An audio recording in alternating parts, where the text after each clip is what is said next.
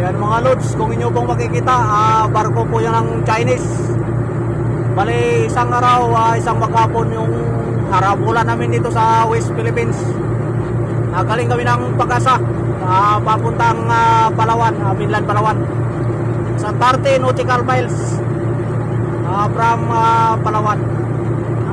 Malapit na po kami sa Palawan.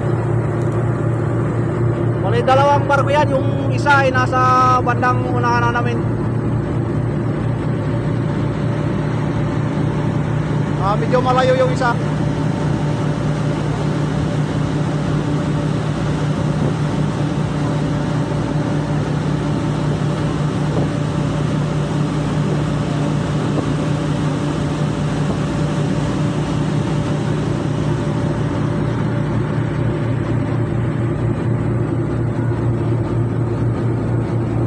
Medyo malapit ito. Parang didikit ito eh. Secure muna natin yung mga gamit natin para hindi mabasa, baka mag-spray ng tubig.